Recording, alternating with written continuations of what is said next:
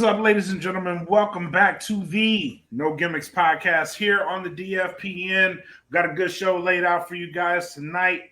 Before we get into that, let's jump right into the sponsors.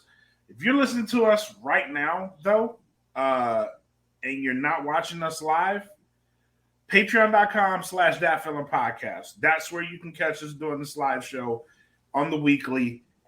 That Feeling Podcast at Patreon. Patreon.com/thatfeelingpodcast. Also, we have music, merch. We got it all. But let's jump into the music. Thatfeeling.bandcamp.com. We got a plethora of new music out. And MRK Mondays is back in full effect. I just put some new music out on the Bandcamp. So make sure you guys tap in and go check that out. And we have merch available at the Teespring. Go to spring.com/thatfeelingpodcast, spring.com/thatfeelingpodcast, or just go to spring.com, search for That Feeling Podcast Creator Store, and you will get there. My co-host, fabulous Frankie D. What's up, man? Hey, man, I am feeling copacetic and just too sweet after my victory last week in the Demolition versus Road Warriors debate. Hold on. What? You classify that? See, I wasn't even trying to get a victory.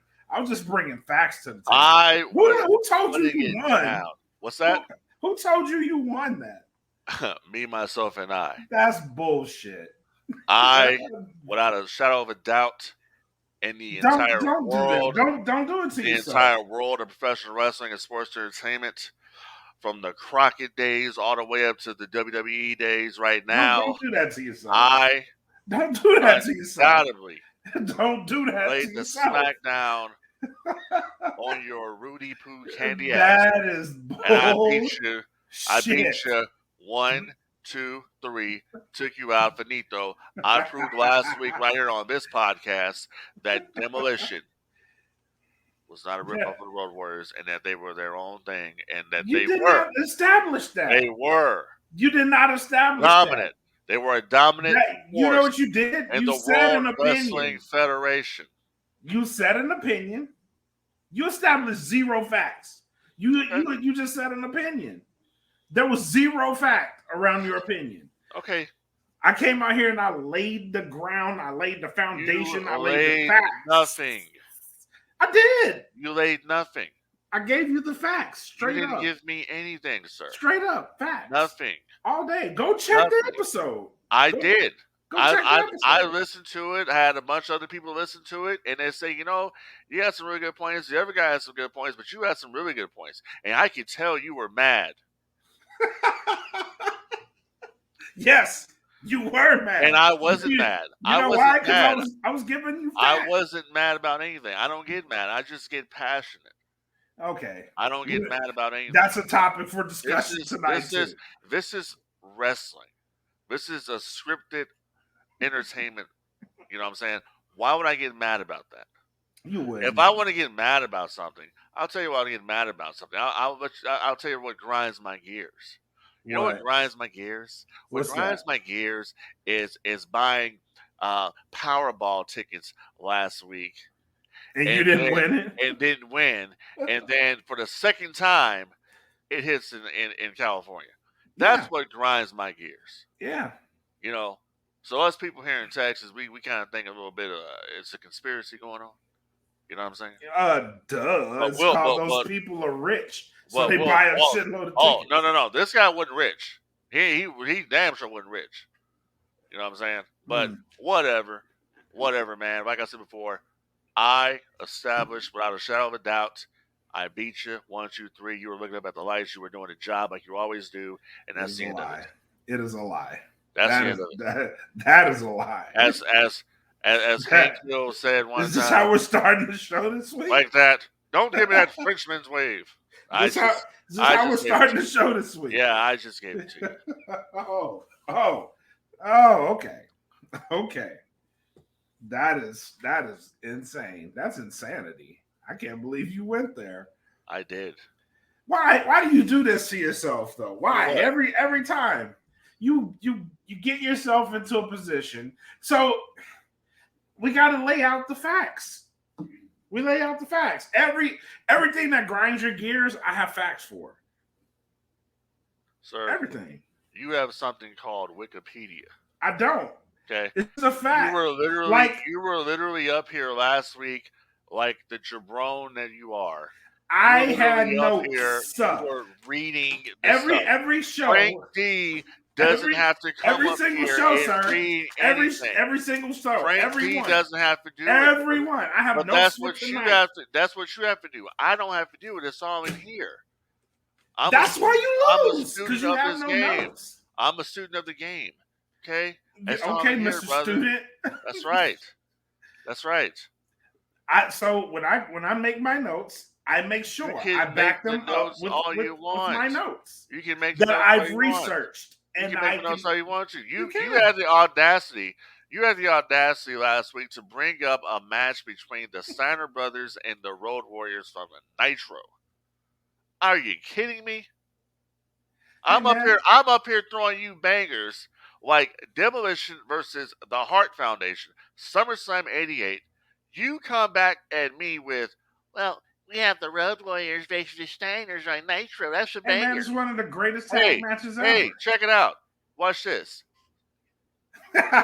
It's one of the. It's widely considered one of the greatest tag matches ever. That's why I brought it up. Listen, we're going to talk a little bit later on in the show tonight about where I lost my passion for wrestling because it's near and dear to my heart. And we're going to talk about all that tonight. And also, you got to admit, man, I'm looking oh too sweet. Got the 25-year anniversary. You know, this came out a couple years ago. You cannot find this shirt anywhere, dude. I know you can't. Yeah, I actually you cannot find this shirt anywhere. 25-year history of the NWO. Too sweet, man, for life. You know, we way past that 25 thing now. But point is, you can't find this shirt anywhere, and the WWE continues to make money off of something they did create. This is true. The NWO was created in the WCW. It was. It really was. Yep, sure was. So let's go over that. Let's go over that. What was that comment there, man? Somebody just put up something about Frankie D. You're the no gimmicks version of Tommy Dreamer. The hell is that supposed to mean? It's actually a compliment. Oh, it is? Well, I like Tommy Dreamer, so I'll take it. Yeah, it's a compliment. Tommy Dreamer is a historian. Although, let me tell you a little something about Tommy Dreamer real quick. So back in the day, I was watching ECW, and this is when I was like a real Stone Cold Mark fan, right? Believing everything. And Tommy Dreamer got me. He got me with his bad back. He was wrestling with a bad back, and every kind of time he came out there, his back was just always messed up, right? And then I found out he was lying to me. I found out it was part of the show, and I never looked at him. He still talks about this too. Yeah, he got me with that one. That whole back angle. I forgot who he was feuding with, but he broke my heart.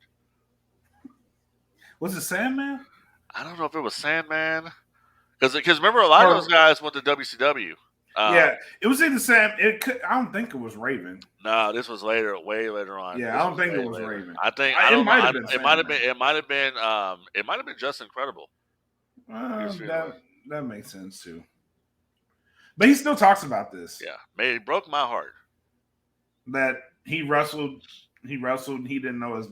Well, it wasn't his back. It was his neck. He didn't know he broke his neck. Well, the storyline was his back. This was a kayfabe thing. So that's when I was really starting to watch, read the dirt sheets and all that. And I'm like, oh, this dude's lying his ass off. You know what I'm saying? No, he talks about now how he broke his neck, but he didn't know he broke his neck because of his back or something like that. Yeah, he talks about it. Right. A lot. But, well, I appreciate that. I appreciate that. And I see, Jeffrey's mentioning that a walking, talking encyclopedia of pro wrestling. That's what I am. He really is. He can spout off shit. It's impressive. Yeah, you're equally impressive. Yeah, well, I appreciate that. I seen it all. Even though I count a lot of your shit as opinion, it's impressive that you can go there. I'll take it. Yeah, it's great. I'll take it like a fat boy takes chocolate cake. So let's start with this, man. What's up? You mentioned the NWO, and For life. let's start with their downfall. All right. Because this was a topic of discussion. Sure was. Where did they? So this is for anybody that wasn't around, which is crazy to me. Yep. Anybody that wasn't around during this time period. This was one of the greatest betrayals turned storylines in wrestling history, right? So you had the great betrayal of Hulk Hogan at Bash at the Beach '96 that culminated into a New World Organization, according to him, which would be known as the New World Order. And it started off as a really hot, fresh concept, right?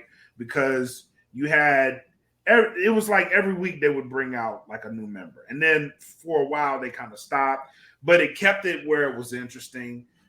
They had what seemed like real life brawls in parking lots. The famous darting of Rey Mysterio up against the production trailer, right?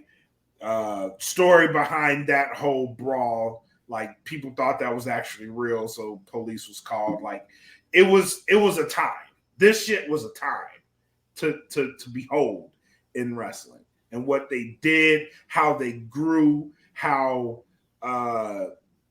like just the regular appearance of Scott Hall, hey yo, and you know that whole thing, how many catchphrases were coming out of this thing, like it was the hottest thing in pro wrestling. Where did it go wrong?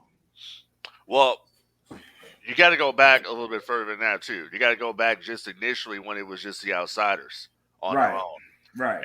And the impact that made, and the fact that Larry Zbyszko suggested that Scott come down through the crowd instead of appearing, at the entrance. Because if Scott came through the entrance, and people would have remembered him previously in WCW, oh, there's a Diamond Stud, right? Or why is Razor Ramon coming? But the way he did it, the way Larry Zbyszko suggested that he do it, it worked. So yeah, that happened. Then Kevin Nash comes in and they do their thing just as the Outsiders by themselves as the Outsiders. They were badass. They were badass. Then you take an account of the curiosity and the build up to who the third man is going to be at Bash at the Beach, and then Hulk Hogan comes down there and he drops the leg on Randy Savage, turns his back on Hulkamania, and he had a legitimate reason to do this.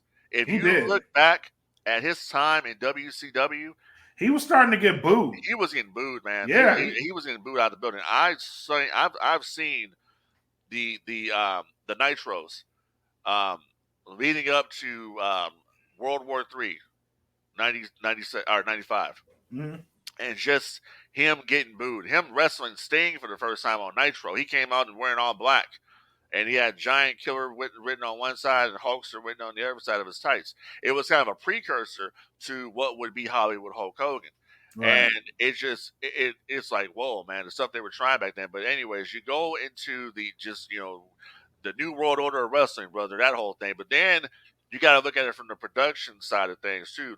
What they were doing that was different. The black and white videos, the Neil Pruitt, the following announcements are paid for by the New World Order. That thing. Yeah. All that stuff worked because it had never been seen before like that. Going backstage, going in the production truck and taking over the show. It literally looked like this was a shoot. You know what I'm saying? And that's what made it work. Now we fast forward that a little bit and you say, okay, where does the downfall for the NWO happen? Where do we start seeing like, okay, maybe this is starting to get a little bit stale? To me, I am gonna say 1998. That to me is when it started getting stale. The branching off? It actually happened before the branching off. Okay. I wasn't a fan really of the Randy Savage Hogan feud in '98 that culminated into them forming the Wolfpack. I didn't like that. I thought it was kind of stale. We'd already done that. Right. Me personally, I never understood why Macho Man was even ever a part of the NWO when he should have been a WCW soldier. I didn't get that part. Yeah, yeah. But in saying that, what came out of Macho Man being part of the NWO was it made Diamond Dallas Page. It did. So that was a positive. Plus, you got the reunion of Macho Man and Miss Elizabeth for a little while. This time, both is heels. So I overlook it. I'm like, okay, whatever. I'll give it a pass. But when it got really, really stale to me, is later on when they had no direction really with the NWO. It was the Wolfpack versus Black and White, which really didn't culminate into anything. It should have Yeah, been a big, that War Games match that year. They remember they had three teams. It was Team WCW versus the Wolfpack versus Team Black and White, and they didn't really. And they changed the whole rules of it. This time it was every man's for himself, and it was for a championship match. yeah. It should have been Wolfpack versus Black and White. We getting it all right here. The Civil War is what's about to happen. They didn't do it. Now, how much of that was creative? Because a lot of those guys had creative freedom. How much of that was impacted? I don't think any of I that whole a lot of the guys had creative freedom thing was like overblown. The only person around there that had creative control was Hulk Hogan. Okay. Not a lot. These other guys didn't have creative control. I know Kevin Nash was booking. Kevin Nash was on the booking team, but as far as that goes, none of these other guys they not have creative control. They can put input maybe on what they want to do, but Eric Bischoff has gone on record as saying the only person around there that had true creative control that can nullify and say, I don't want to do this. And Kevin Nash has come out and said the same thing was Hulk Hogan. Good point. So I'm not sure how much that had to do with anything. All I know is that by the end of '98, bro, the NWO was stale, especially compared to what they were doing at the WWF. At the WWF, what do we got going on? We got Stone Cold Steve Austin versus Mr. McMahon. We got The Rock just turned heel. They're about to form the corporation. The Undertaker is back with Paul Bearer. Yeah. Everybody in the WWF has They're firing on all cylinders. They're firing on all cylinders. In WCW is lost focus, and WCW is stale. The NWO is stale. You're kind of now tired of hearing the Frank Shelley Rock House theme song. You know what I mean? You're kind of tired of it now. It's like and they were everywhere. They were all over the show. Well, yeah, and you had the Black and White NWO. Then you had the Wolfpack in the NWO. Then you had the LWO. Right. You had this, and then you had Raven, but the flock is no longer there, so you squandered what could have been something with there. Bret Hart. We got to cover them one time. That potential was crazy. Yeah, I like the flock. I really did like too. The flock. Yeah, I like the flock. The one person that I'm not gonna say one person. There were several guys in the flock I thought could work. Scotty Riggs was one of them. Billy Kidman, of course. Kidman, yeah. Kidman was there. Perry Saturn. Yep. Of course, Raven. I wish they would have kept Stevie Richards around in that group. But yeah, I look at that. I look at the '98 as really the downfall of the NWO, and really, I never agreed with the splitting off into another faction. I know. The heat between Hogan and Nash played a part in them splitting into, two different groups. But I would always thought, I mean, if it was me that was booking it, I would have always thought, okay, when an NWO guy leaves the NWO, he goes over to the WCW side. Right. It beats up the WCW side. That's what I would have thought. Right. You know what I mean? But then it goes back to, well, what did the NWO do that was really a big detriment to the business? Well, the NWO made the baby faces uncool. Very true. Very true. They were just they were too cool, man. The heels were too cool. But that was society in general. Yeah, that's true. Society in general that way. It was the point that you wanted to hate Hulk Hogan, but then Hulk Hogan just got too fucking cool. It was just like, damn, this motherfucker's cool. His music's cool. He comes out, he's like doing the bad guy shit, and I like it.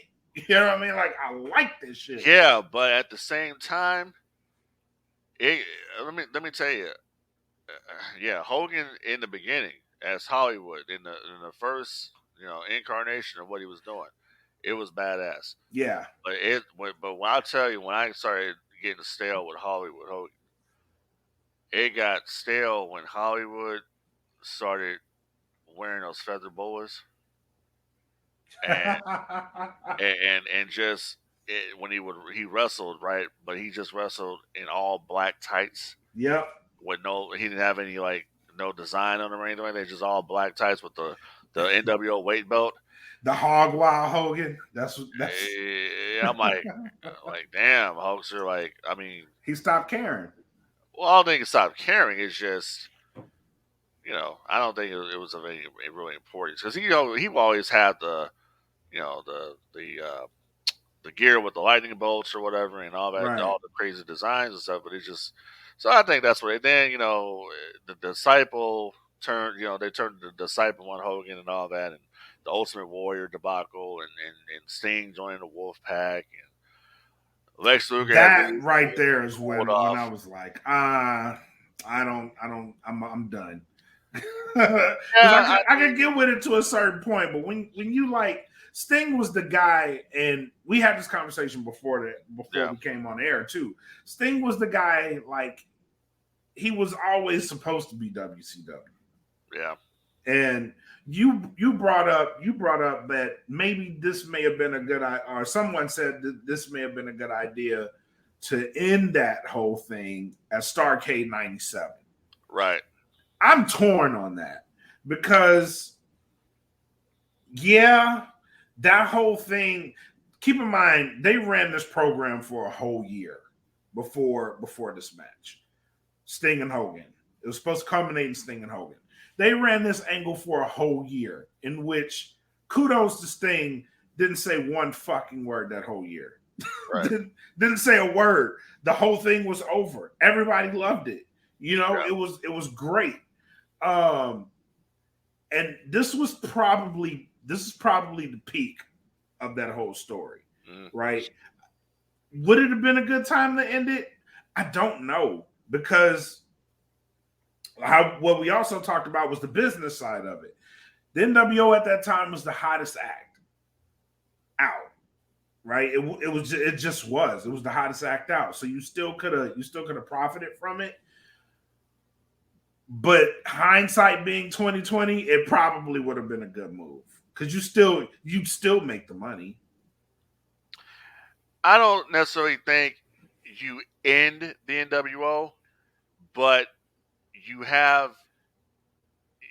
kind of start trimming the fat a little bit. Yeah. As far as like, okay, Sting lost to Hollywood Hogan. Why did Hollywood Hogan loses to Sting? Right. Why did this happen? Well, it happened, brother, because you didn't do what you were supposed to do, Scott Hall. And where is Kevin Nash at? None of you have my back. That right there could have started some type of if they wanted to go Civil War. Right. It starts right there after Starrcade. Right. That's where you kind of start that. But the way they did it, and then Macho Man, what he's saying, Macho says, I'm not kicking you out of the NWO, or you're not kicking me out of the NWO, I'm kicking you out of the NWO. Why would you be kicking anybody out of anything when Hogan dropped a leg on you? Right. So it shouldn't happen. It shouldn't happen. No, it shouldn't happen. And I don't. That's the stuff that I look back on, and I'm like, man, this right here, this logo was the most powerful logo in the business. No, you're right. Still is right now. Yeah. Number 5 still is right now in WWE. Take that, LWO. Number 5. All right. So, bottom line of it is, I can tell you right now, the entire run. All right, real quick. First incarnation of NWO.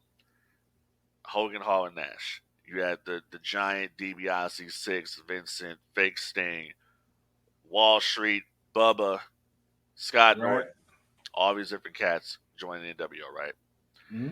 Do you remember when WCW brought out the Impact Player? They were touting the Impact Player was coming to WCW. The Impact Player debuted in Las Vegas at the MGM Grand on Monday Nitro. The Impact Player was Kurt Hennig. You remember how Kurt Hennig originally was a Horseman?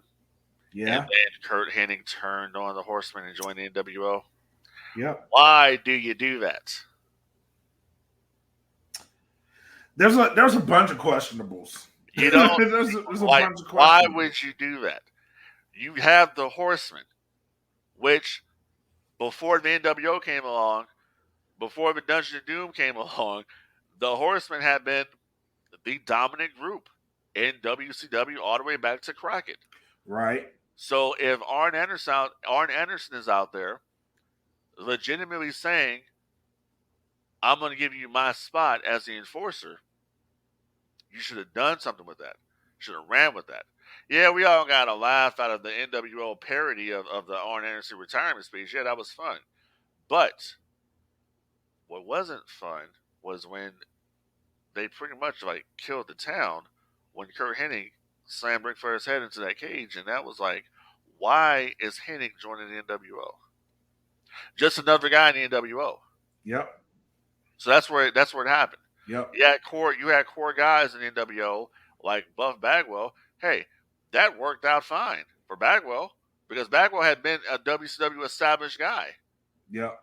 During the, coming out clapping, the American males, American males. Remember all that? So then when he joined, I remember that bullshit. Yeah. I hated the American males. It was cheesy. I fucking hated them, bro.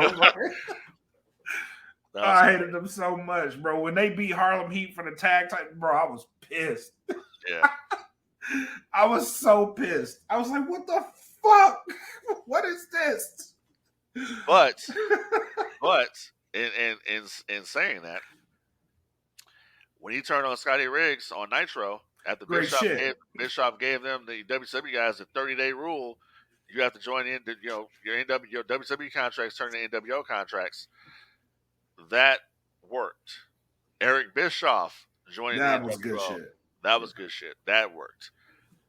Kind of undermined DiBiase though, because personally, I love seeing Hollywood Hogan with Ted DiBiase because of the history in the WWF where they were always feuding with each other. Yeah, that worked. Like I said before, early on, the Neil Pruitt voiceover for the paid announcements, the production, the camera angles, the zooming in, zooming out, that worked. The music, all that stuff worked. So there's a lot of things in the NWO that were fun. But then like I said before, you go with the run here. You go from the black and white, the NWO, original NWO, to the NWO, black and white Hollywood versus the Wolfpack. Then you go NWO, silver and black, NWO 2000. Then you have the final incarnation of the NWO, which was in the WWE with Kevin Nash turning his quad and Vince McMahon coming out the next week and saying the NWO era is over and we're going to have a new general manager tonight, and it's going to be Eric Bischoff. That, ladies and gentlemen, is the reason why we're talking on the show tonight, because what I'm getting at here is that the greatest angle in the history of this business never had a conclusive finish, never had an ending to the story. There was never an ending to the NWO story, and that's sad. That breaks my heart that we never saw a definitive ending to the story. The hottest angle ever in the business never had a definitive ending. It was. I mean, you look at what they did in '99 with the Finger Poking Doom, and then look at what it was by the spring. There was no more NWO. No, it was done. It was by the summer. It was done. It was done. December comes around. Vince Russo tries one more time with Bret Hart, Kevin Nash, Scott Hall, Jeff Jarrett. The silver and black NWO is formed. Bret Hart gets the kick from hell from Goldberg. Finito. NWO don't last much longer after that. Yep. WWF acquires WCW's assets, trademarks, brings the NWO to the WWF, Hogan, Hall, and Nash. What happens? They come in immediately. They get to the top spot. They go after the top stars, Austin and The Rock. And then, boom, Hulkamania returns. Hogan comes back to the red and yellow. X-Pac comes in with the NWO. Don't really have the same impact as it did before. They were trying to do an angle where, Shawn Michaels had joined, and Shawn Michaels was teasing that Triple H was going to possibly join the NWO, which I think at the time, I was hyped for this because I believed that we were going to get a war between two factions that we never had before. I honestly believe that we were going DX and NWO. yeah, I think Triple H was going to reform DX to go up against the NWO. I thought that was what was going to happen, but unfortunately, it didn't happen because Kevin Nash came back that night on Raw and talked about he was going to kick some ass, and then he was in the ring and did that sprint across the ring and tore his quad, and that was the end of the NWO as we knew it. Yep. Now, question. Do you see a scenario where this story could possibly be repackaged, told again, and have a conclusive ending? No. Why is that? Because I honestly think that WWE has moved on from the NWO. I think that they are the bloodline has done wonders for them, but eventually the bloodline is going to be over with. Could it be? Could they possibly bring the NWO back in the future? Possibly, but I don't think so. I think we have as much chance of the WWE bringing the NWO back as we do of them uploading more episodes of WWE Saturday Night to the network. It's harsh. Yeah, that's harsh. But no, I do believe that they'll still sell the merch, obviously. Yeah, of course. But honestly, if you look at it right now, look at what's going on right now with the LWO, which just don't have the same impact as it once did. Right. It had that cool moment in Puerto Rico, yeah, because it was like, you know what I mean? It's Boricua. I've gone on record to say that was the height of that run, and it's over. It's over. It doesn't have the same impact. They don't have the same music. Like the original LWO music was cooler than what the theme they have right now. Like I said, if you bring the NWO back, if WWE would have pulled the trigger on the NWO, the only person that I can see leading that faction is Cody Rhodes. I can see that. It has to be Cody. Yeah, it has to be Cody, and I can see a Damian Priest involved in that. I can see that. I honestly could see that. Yeah, but right now they're just so into the bloodline storyline. You got really nothing cracking really on Raw. I mean, the Judgment Day. Judgment Day is like, okay. So here's the thing. I don't watch NXT. I don't. But I was I don't know how it started, but I was watching something today on YouTube, and there's a faction in NXT called Schism with I think his name is Joe Gacy is his name, but the Rock's daughter Ava Raine. Yeah, Ava Raine. She's involved in that, and their theme song and entrance is badass. Oh yeah, Schism. And, it reminds me of Sanity and the Wyatt family put together. Yeah. So I'm actually digging Schism. Yeah, it's a bright spot of NXT. Yeah, I'm actually digging Schism. So I don't know if you bring the NWO back, it can't be treated like LWO. It's a big deal. NWO is a big deal.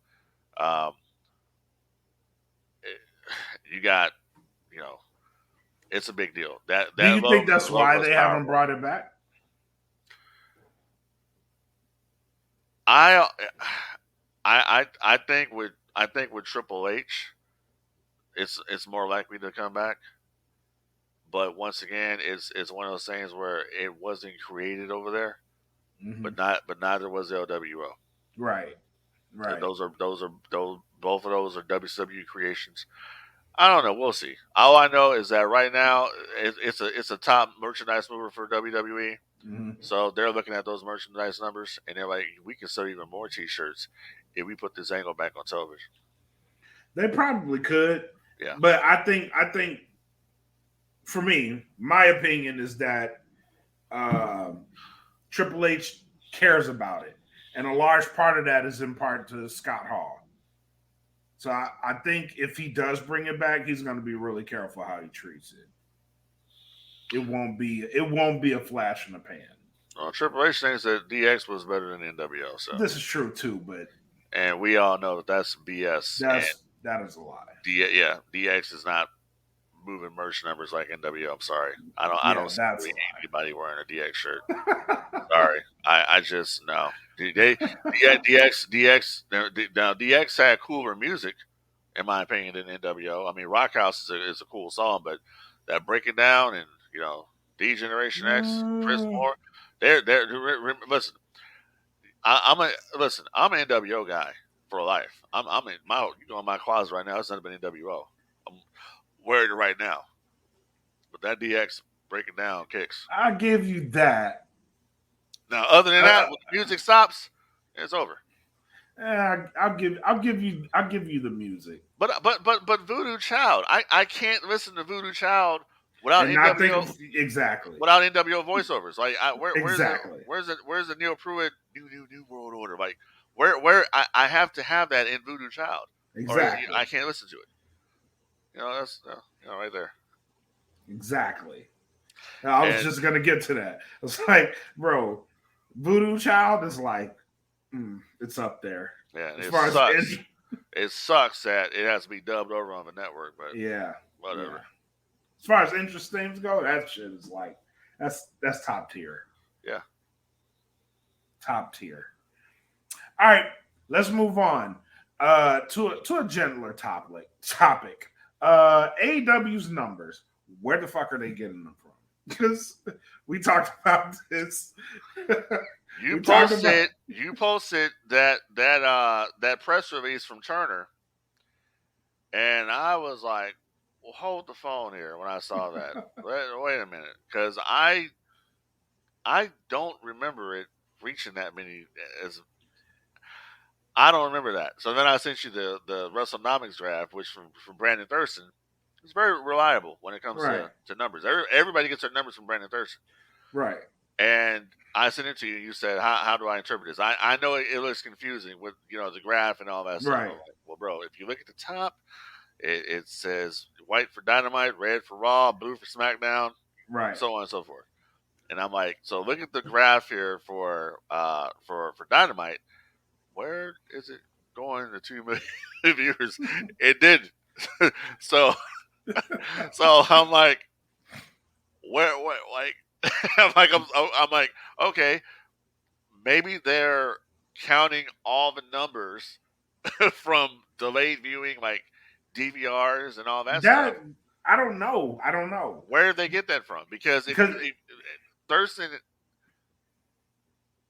he had the correct numbers, and I'm like, so here's my theory. So what everybody pays attention to is the night of and the same day, right? So if it's live, those numbers plus anything that comes on that day, like any play they get that day, that's the number that I think is being reported in the moment. Or like in my case, when I get done here, I'm gonna go watch it. Same day viewing. It did say his WrestleNomics did say it was the numbers that I posted was same day viewing.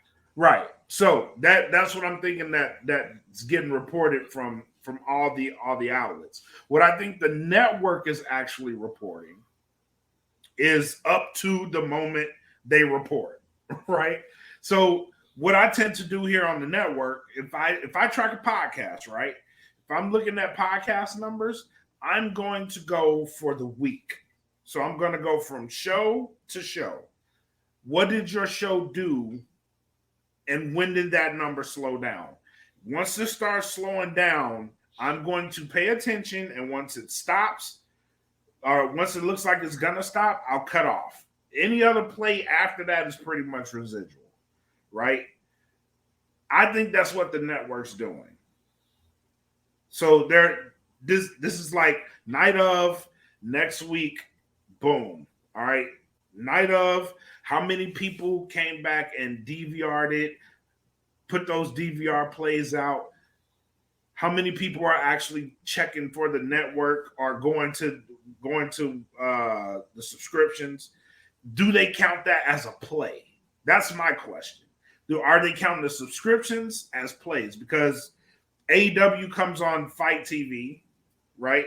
They have a Fight TV, and I think they have BR Live for past episodes. So do they count that as a play towards their numbers? And that's what they're reporting. I don't know. I just thought it was weird. That it's interesting because I was like, it came from them. So it's not like it came from a different source. It came from the network. And you know, and basically, I'm not disputing Turner's numbers. I just don't know where they're getting them from. Me neither. Because I racked my brain trying to figure it out. I'm like, how are they getting this number? Yeah, because I saw that. I like I said, I saw what you posted in the No Gimmicks fan group, and then I was like, that. No, I just saw the number. I reported the numbers every day in the group for Dynamite, and I'm like, it did not reach that many people like that. Right. That if you look at that number, you are telling me that Dynamite did SmackDown numbers. Right. And that's crazy. Yeah. No, that did not. Like, as much as I want that to happen, that did not happen. I don't believe that. I don't believe it. No. And I'm an optimistic person, and I don't believe that. Like, make this make sense to me. Right. Make it make sense. That's all I'm asking, because I really don't believe it. I can't help you. If there's somebody out there right now that's watching the podcast from Turner, the No Gimmicks crew would like to know where you guys are getting your numbers and who are you paying them for. Are you boosting? Are you boosting the numbers? Boosting the numbers up? Are you doing WWE like how WWE likes to inflate their attendance numbers? Are you doing the same thing here? I don't know, but all I know is that a lot of people did not like that blood and guts match. So I don't know how it. I don't know, man. It's just so. Here's another thing of mine too, and I use this to justify like where they're getting this number from. So they say the internet wrestling community, or IWC, is 7% of the total audience. Where's the other 93%? I don't know. I don't know, because you're not really bringing in any casuals. That's what I'm saying. Like, where if the internet community is a small portion of your audience, which overall it kind of makes sense, but where's your other audience at? I don't buy that. I do not buy that at all. I believe that there are a lot of people that are more hip to sports entertainment than what they would like you to believe. They try to say that the internet audience is just the small vocal minority out there. No, it's not. They're not the only ones that say this, though.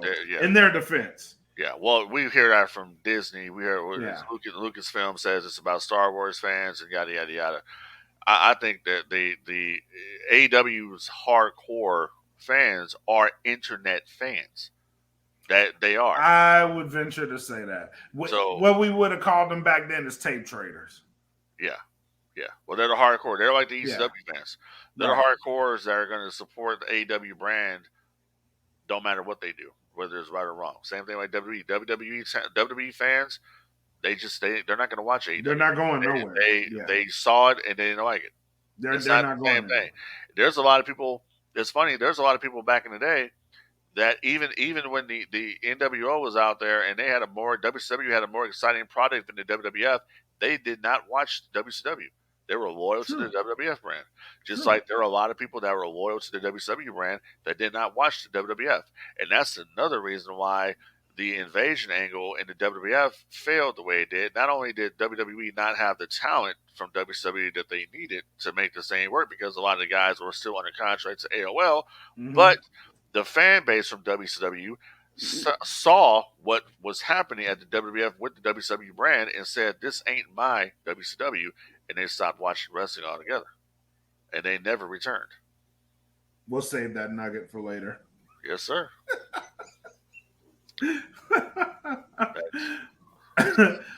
let's stick to the numbers though. Another one that came out. Yeah.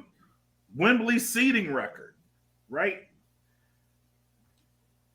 It's being reported from the company that they are 10,000 seats away from breaking the all-time paid attendance record. And that's great. I'm happy for them. That's great. That just shows you that everybody over there is looking forward to seeing this because they don't get anything. That's what it is. How, They how don't about they don't get shows like this. That's why SummerSlam was such a success back in I the was day. just about to ask you. They don't get shows. So of course, I mean, dude, TNA when TNA was hot, they could have went over there and drew a number like this because they don't get shows. They're begging for WrestleMania to come to London, Oh man, yes. but it's never going to happen because WWE wants somebody to pay for the show. They don't. London doesn't. London has big tourists. They have big tourist attractions over there. Their tourism is sky high, man. They don't need WWE. You know, you can come over here and do a Monday Night Raw or something like that, but you're never going to have WrestleMania over there. You won't have a SummerSlam or any of the big four. We're going to give you a SmackDown or Raw. We'll give you a WWE live event. That's it. And AEW is putting on. Hey, I'm proud of AEW for this. This is a hell of an accomplishment to even do that many tickets over there. I think people are. I think honestly, people over there are rallying behind this organization. I think that they want to stick it really to the WWE and put 90-something thousand people inside this building. I think that's the ultimate goal. That's a hell of an accomplishment. Whether you're an AEW fan or you're not, the fact that they have not even announced one match for this show and they've sold all these tickets, that is a hell of an accomplishment. And they should be congratulated and applauded for that feat right there. Yeah, I'm not even we're a month away Yeah. from it happening. And I'm curious to watch it. I'm actually Me looking too. to watch this because I want to see the way it comes off on TV. I want to see how engaged the fans are. I want to see what it matches. AEW better pull out all the stops. Yes, You you better have to. put on a banger of a show. I'm talking about. I don't do 5-star ratings, but every damn match on that show better be a 5-star classic to pull this off. Otherwise, you're gonna have a lot of pissed off people inside Wembley Stadium. No, I agree with you. It needs to be like you need a big debut on this show. You need some surprises to happen on this show. Yep. You need to call in a couple favors to get some people from London that's probably not in AEW on this show. And it needs to be some bangers of matches. Like you need to run this shit. Yeah. What I'm more curious about is the aftermath. Because you sold all these tickets. How does this aftermath look? Say you have a good show. What does the aftermath of this shit look like for AEW? What does that trajectory look like? If they pull off a successful show in Wembley, let's just say 80,000 fans. It don't even have to break the attendance record. Let's just say 80,000 fans are in Wembley Stadium for this event and they're successful. What does this shit look like for AEW? Well, to me, obviously, it would be a great momentum. You would think, right? I would hope so. But the problem with saying that is how negative AEW is here in the United States. Yeah. And how a lot of people just don't mess with it. Listen, bro, and this is just like how just divisive the fan base is. They could do 100,000 people at Wembley, and it won't matter because it won't matter. You know what you'll see on Facebook, especially you'll see laughing emojis because no one cares. They have ran so many people off. The WWE's business has turned around. No one could have predicted had turned around, and people, like it or not, this is the greatest trick. Stop the crap. All right, Vince McMahon never left. All right, so shut up. All right, stop, stop, No, this is stop saying, "Oh, you know, Vince never left." the greatest trick though. Like if you've been following the business, the way you like it moves over time, you could have told you AEW coming out and being any sort of successful would have pushed the envelope for WWE. It forced their hand. And when you force WWE's hand, you force them to be great. This is exactly what you're saying. No, this WWE's turnaround had nothing to do with AEW. Nothing. No, their turnaround was the fact of the Vince McMahon scandal and people finding out that Hunter was taking over creatively. That's what brought people back Well, in yeah, to that, see I will agree with you. if it's a different WWE. That's what I brought would I people would back. agree with you. It had I would, nothing to do with AEW. AEW at this time was falling apart. This is when the CM Punk situation had started up with the media scrum and all so that. wait. Yeah. You're attributing their turnaround to that. I'm attributing their turnaround to the scandal. Yes. Okay. And people giving them another look. I have a Triple H different outlook on it. Triple H booking the show. It had nothing to do with AEW, man. Because AEW, I'm gonna say it does. AEW, I don't know how it is. I'm I do. AEW had ran people off, ran fans off from their show, and the fact that Triple H took over creatively at WWE at the time when he did during the Vince McMahon scandal, and the first show that he actually produced was SummerSlam. Okay, from that point on, they had some bumps in the road, and then they hit the gold mine with the Bloodline story. I'm gonna say I'm not gonna. At this point, AEW were in the midst of the CM Punk situation in losing Cody Rhodes. That right there. And I'm not gonna say it's completely AEW, but losing Cody Rhodes, that's what turned it. That's what falling apart before that, but yeah, Cody played a big part in it, but it was all. But the stories about AEW had been out way before Cody left about all the crap that was going on backstage and all the internal beefing and all that, and that was kind of way before Punk got there too. To be honest, yeah, you heard about it. So you got to remember the momentum that AEW once had when they were debuting everybody. You know, Bryan Danielson and Adam Cole show up on the same night. You know, then CM Punk comes in, and then you know Samoa Joe, the acquisition of Ring of Honor.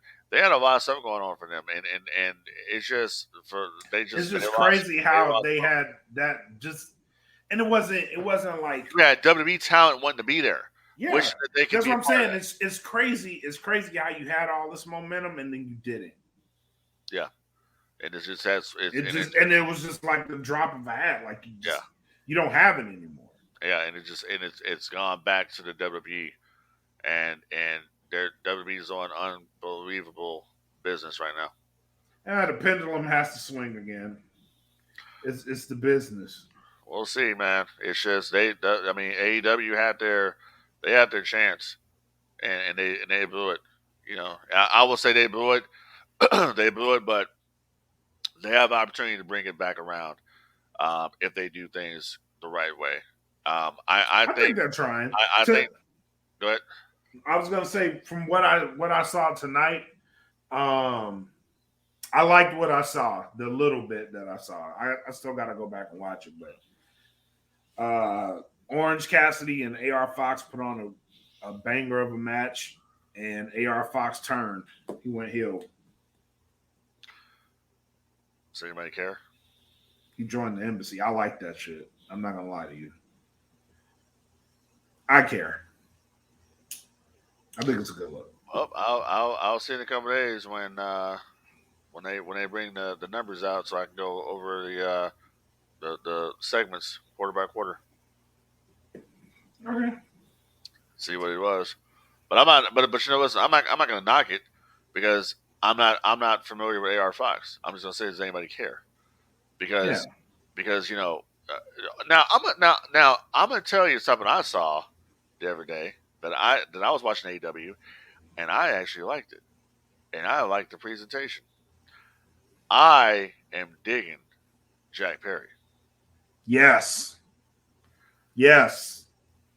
the smug ass Hollywood Jack Perry. That's what he should Yeah, call himself. Hollywood Jack Perry is what he should name himself. I like him. And he needs he needs his girl with him. The one he's actually who's he dating? Anna Jay, right? Yeah. He needs her out there with him. Okay. You'll get Sammy Guevara level Oh heat. yeah, you would. He needs Anna Jay out You there. would. He said he's banging. What did he say in that promo? I'm banging the baddest bitch in the company or something like that. Yeah. You need to have her out there with you. All right, I dig it. Yeah.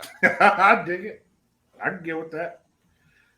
Another thing I like right now, and it's a show. Collision. I like Collision's presentation. I haven't watched Collision since the first episode. I like it. I haven't watched it because my damn DVR was supposed to be recording them, and it's not. And it's not recording them. So that's mine. So I'll fix that tonight. Oh shit! I'll fix that. But I got Dynamite recorded. You know, they still record it still records Dynamite, but not Collision. So I got Collision is.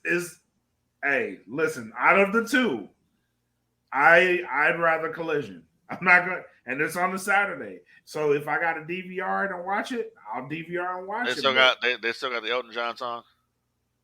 I don't know. I don't pay attention to the opening anymore because I didn't like the song. But but the presentation, it feels like a different show than Dynamite. I'd said when they started this venture with Collision, it needs to feel like a different feels show. Like a different show. Feel like you're watching Nitro, to me. And that's what it feels like. You know, it feels like I'm watching Saturday Nitro.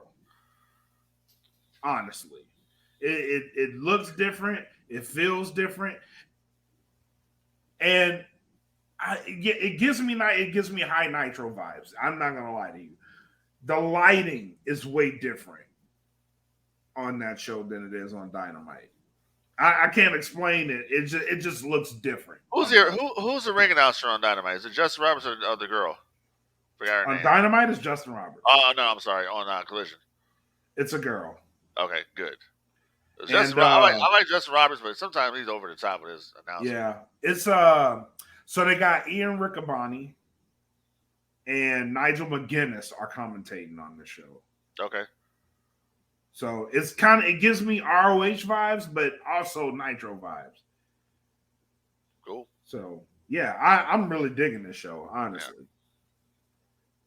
Do you think one of these days Jake Roberts is actually going to bust out that DDT? I hope so, man.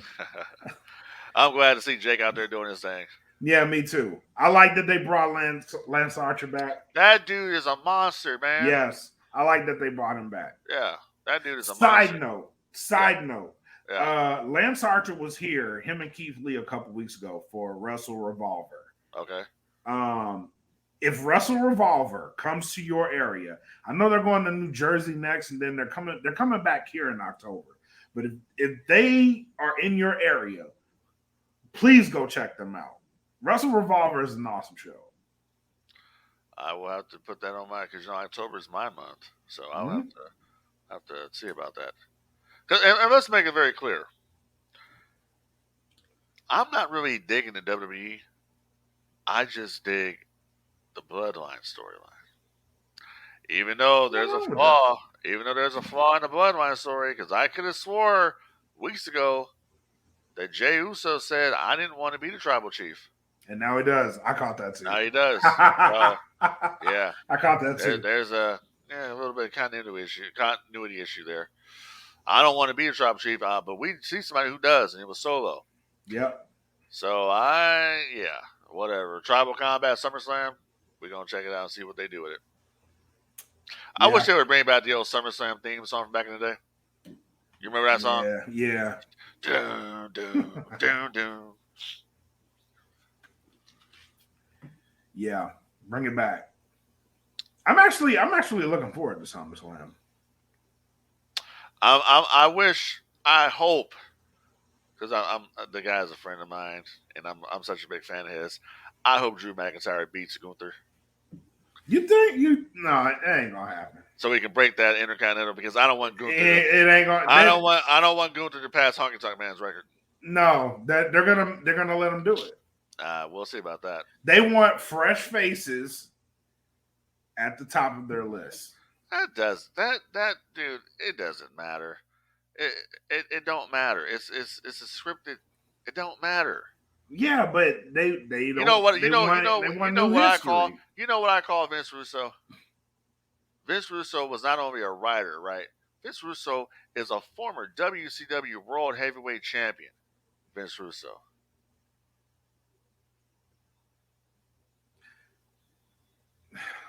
Okay. That's great, but I like Vince. He's all right.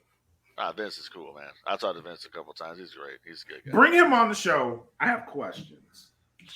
Yeah, we'll see. I have my people call your people. Yeah. Give Vince Russo.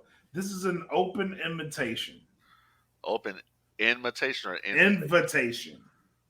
You're botching, kid. Can we get that over again? No, I said invitation. This is an open invitation. What? Wait. What is Jeff saying here? Because he wrote himself as a champ. Doesn't matter. He's still a respectable world heavyweight champion, just like David Arquette was. Come on now.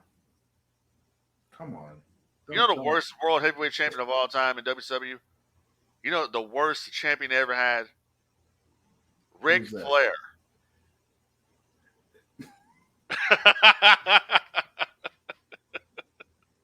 No, I'm bullshit.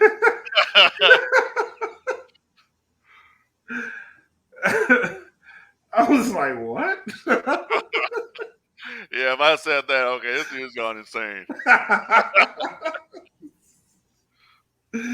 Oh, shit. But no. Yeah. Open invitation. Hey, but Vince McMahon's a former WWF champion. This is true. How do we recognize him in history? Former WWF champion? Absolutely. Just like you have to recognize Vince Russo as a former WCW champion. Whether he wrote himself in as champion or not, you have to recognize the fact that the man had the big gold belt. So did David Arquette. Okay, that's fine. But by the time he won it, WCW was in a tanker anyway, so it doesn't really matter. Yeah, true. It didn't matter at that point. It was on its way out. It was on life support. Well, it was on life support because of Turner. Yeah, I didn't say it was his fault. I won't ever blame people. But people say that. People actually have the audacity to blame Vince Russo. I won't blame Vince Russo for the WCW going out of business. I will not do that. Yeah. Because that was a business move. That was a business move. That was Jamie Kellner. That was AOL Time Warner. That was business. Yeah. It's easier to blame him. Well, they blame Bischoff. They blame Bischoff too.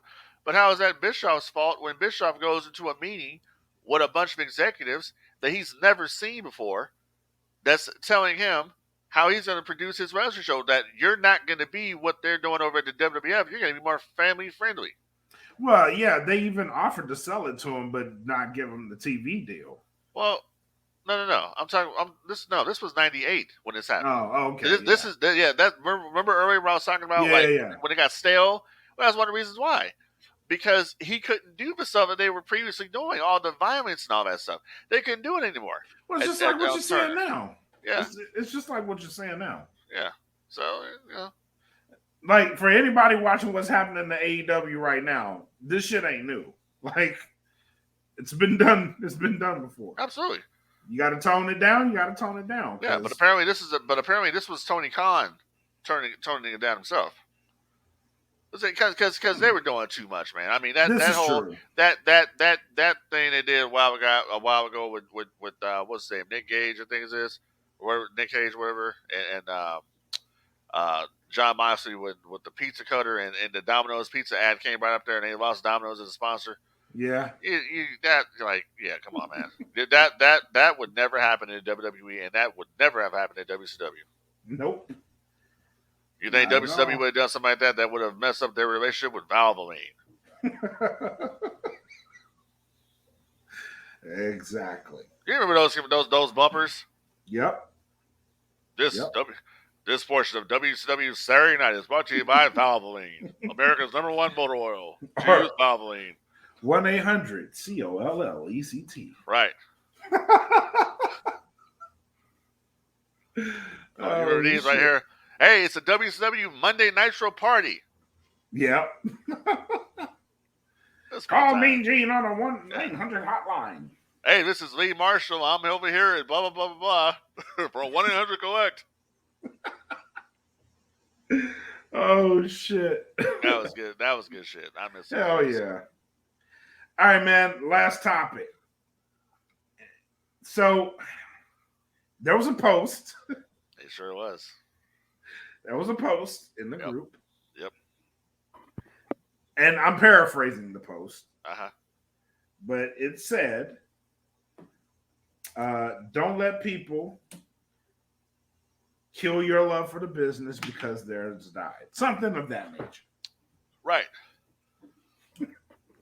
So, my question for you, Frank D, because you wanted to talk about this. Fabulous. Frankie D. The fabulous Frank D. Yes, sir. When did your love for the business die? My love for the business and my passion for this business died March 26th, 2001, when WCW went out of business. So was this it wasn't the same ever again. was it a sudden thing when you seen Shane McMahon on Monday Nitro? Like what was it? Well, it was. I was actually kind of happy to see Shane McMahon on Nitro. It was like, wow, like, Shane McMahon's on WCW Nitro.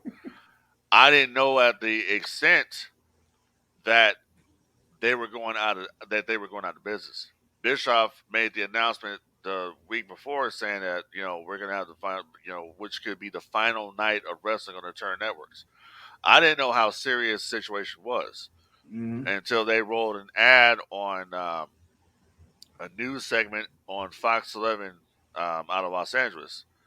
And it was on there that says, what if this becomes this? And then they talked about, it was a picture of WCW. It was a photo. It was a WCW B-roll. And then it was a WWF B-roll. And they said that, today officially World Wrestling Federation Incorporated has purchased World Championship Wrestling from Turner, Turner Broadcasting. So I didn't know how serious it was, and then Shane McMahon shows up, and then okay. Then after that, we go into that Sunday. It was WrestleMania, and then the Austin heel turn happens, and for a while there, there's no talk about WCW for a while, and then all of a sudden, it starts popping up, and they started doing those run-ins, invasion run-ins. I think the first one I saw that happened on TV, I think it was Hugh Morris was the first one, and he did the No Laughing Matter on Edge. So it was excitement at first, and then the excitement quickly died once I saw that there would be no Kevin Nash, there ain't gonna be no Hulk Hogan, there was no Ric Flair, no Sting, no Lex Luger, no Buff Bagwell. None of the real big players. Then what we got Booker T, Buff Bagwell, and Tacoma on Raw. And people say, well, if they had to wait until next week because WCW never ran there, which is bullshit. WCW did run in Tacoma Dome. They ran it for Spring Stampede '99. If you guys remember that show, the main event was Hogan versus Flair versus Sting versus DDP. Macho Man was a special referee for world title. So that's when my passion for the business died. My passion kind of picked up a little bit when TNA came around, NWA TNA, when it first came. I watched the very first show they did in Huntsville, Alabama. And that show ended with, I believe, Ken Shamrock became the NWA champion. He won the Battle Royal. So I was invested in TNA until AJ Styles left TNA. And then Jeff Jarrett left TNA. And then I stopped watching TNA. Like a lot of other people. And that was it, man. That's when my passion died. My passion kind of came a little bit when the announcement about AEW um, came to be, and then I seen what AEW was, and I had supported AEW a lot in the beginning. Bought a lot of T-shirts, bought a lot of pay-per-views, went to a lot of shows, and now I'm just like, once again, I'm stagnant. So I live in the past. I watch the network. I watch the the world class and world championship wrestling and a bunch of other stuff. I watch the Bloodline storyline on Raw or SmackDown, and I like some stuff. But yeah, I'm not there. Like I would say I'm like 50-50 right now. You know what? I actually understand that. I was there for a while to where it wasn't until AEW came back, because I was still in the fandom phase. I stuck around. Throughout, the end of the Attitude Era, through the beginning of the Ruthless Aggression Era. I stuck around through that. Once they started going to the PG era, like I thought it was just like me getting older. You know what I mean? Like, I'm getting older. I'm starting to fall out of it. Like, I'm not watching it as much. Like, because I was in that shit, bro. Like every week I was on it. You know what I mean? Shows, everything. Once CM Punk left the WWE, I kind of trailed off, because I just didn't find anything that was there for me. You know what I mean? Like, I'll pop in occasionally. If there was something that was piquing my interest, like, I'll pop in, I'll watch it. But I never really completely went away, but I just wasn't there full time anymore. You know what I mean? Once AEW came back, once AEW came out, and it was announced that it was going to be on TNT, like, a part of my fandom came back. And yeah, we were both excited about that. Yeah. It hasn't came back. Now, what that did in turn, like, I started engaging in these conversations. This podcast came out, and with this podcast came, like, researching, and I kind of fell back into, like, I live in the past a lot too. Only I do that because now I'm starting to find myself a fan of the indies, right? I never really, in all of my fandom, I never really poked around the indies like that, right? So now it's like getting down to the grassroots, and I'm figuring out that I love the shit. You know what I mean? Like, That's how. Yeah, that's how it is with me when I was started working with Dog Pound, because I'd never been around the indies, right. and just to be around it and watch it or whatever. That's kind of the same thing with me. And it's like, dude, you hit the nail around the head right there when CM Punk walked out, and how hot that was, and how they squandered it. And then we had to live through the Authority angle. Yeah. And then when Sting came in, how they squandered Sting. How they did Sting, I hated it. And then he ended up getting hurt. And like, I thought that was his career. Oh, that pissed me off, dude. Yeah, I was angry. Yeah. Like, I was angry. That was at Night of Champions. Yeah. Like, I was really angry at that. And I kind of trailed off. And then it was just like, I started paying attention to, like, the conversation, the online conversations, and I realized I didn't really like those fucking conversations either, because fans are fickle. And it was just like, God, man, I just want to enjoy this shit, and I don't. So I just stopped watching. So I was like, I'm done. I'm not gonna watch it. And then AEW comes out, and I'm like, all right, cool, I like it. And then, you know what I mean? Like, I'm finding out, like, there's more wrestlers I need to know about. Well, where the hell did this guy come from? Oh, the indies. Well, let me go see the indies and see what that's about.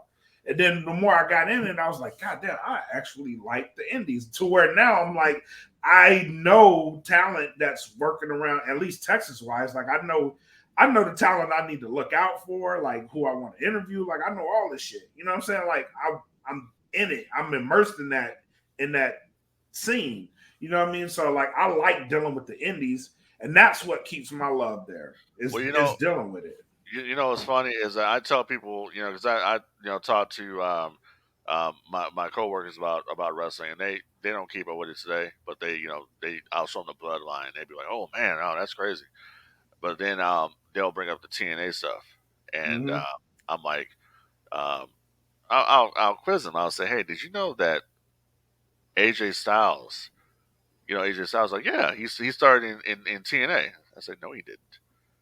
I said, AJ was actually in WCW. He What? was. He's like, what? What do you mean? You're like, yeah, AJ was in WCW at the end of WCW.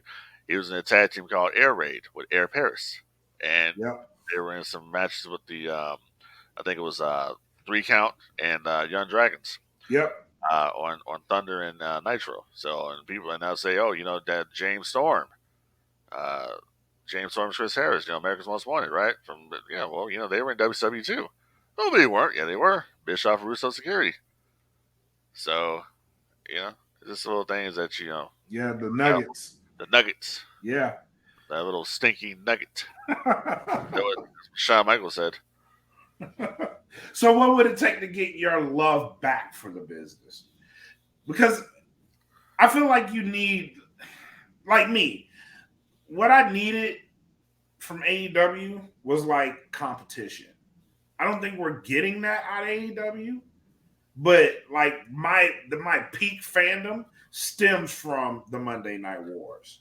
You know what it's gonna take, honestly, dude.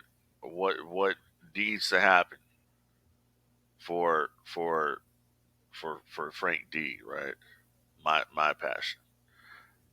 Frank D needs to be in the business. Hmm. Frank D needs to be part of the show, I, not I watch the I show. understand that. I That understand. that's where I have to be. Like I can cut a promo. I don't see myself as being like a wrestler, but I Like a could be manager. I could be a manager. Yeah. I could be an announcer. I could do something. I am a so when we do this podcast, it's very, very, very clear and concise. You're the baby face of this podcast. I am the heel.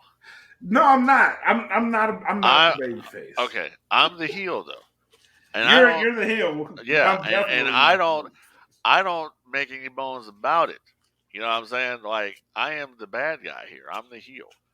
You know what I mean? I am. You know. Yeah, I am that one. I'm the villain. You know. So I'll that's give what you that. that's what has to be because I'm a natural heel. That's just some people have it. Like Randy Orton's a natural heel. Well, I'm a natural heel. I could not go out there and if I was in the business right now, they'd say, hey, Frank, we want you to be a babyface. No, I can't do that. Could you imagine me out there saying, hey, I love all you people and thank you very much for coming tonight? Yeah, You can do that. I'd have to do it with my glasses on. You can still do it. I have to do it with my glasses on. All you do is smile. I love you guys. Thank you. You Yeah, don't have yeah, to mean it. yeah. You don't have to mean that. Although I do find it like if you were a heel, like I would like to be the heel.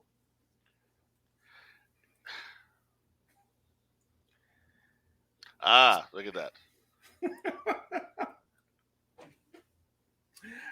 Oh man. Final thoughts, what you got? Final thoughts is maybe one day my passion will come back. I have to have passion about something. My passion right now is Star Wars. I'm really big into Star Wars. Can't wait for Ahsoka. Next month. Yep. Um,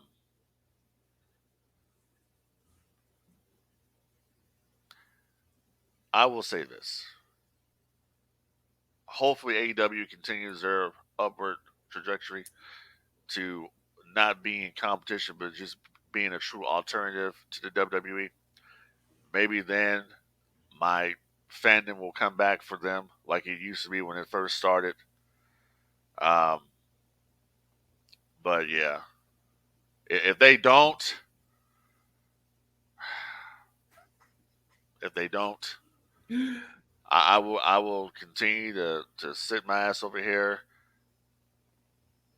on Coruscant, and Nothing wrong with that. invade the Jedi Temple, and take them out. Ain't nothing wrong with that. Yeah, Nothing wrong with that. because everybody knows the Jedi were a bunch of suckers. Nothing wrong with that. But anyways, once again, people out there, public service announcement. It's hot. It's a very, very, very hot outside. Yes, it is. It's hot out there, man. It's so hot in Texas, baby. It's so hot you can take fried chicken and put it on the ground and cook it. In the cast iron. Yeah, exactly. In public, if you will, baby, on the mothership. So, if you don't like your feet touching the concrete because it's hot outside and you get burned, what do you think your dog is going to say when you say, "Oh, come here, Dusty. Come here, Cody. We're going to walk you this morning." Well, I don't want to go out there because the ground's hot. You don't want to go out there. Your damn dog doesn't want to go out there either. So, keep your dogs air conditioned. Keep them in the house. And help control the pet population. Have your pets spayed or neutered. All right? Because here in Texas, man, I tell you, these people have no regard for animals in Texas. They really don't. I see. South, period. I see dead dogs and shit all over the highway. It's pathetic. So, help control the pet population. Have your pets spayed or neutered. And that's all I got to say. And sir, may the force be with you. Thank you. If you guys are watching, don't forget tomorrow we have the United States Department of Nerds. They're doing a rap party on. Hey, I love that podcast. Me too. I love it so much. I'm going to join them tomorrow. Oh, look at you, nerd!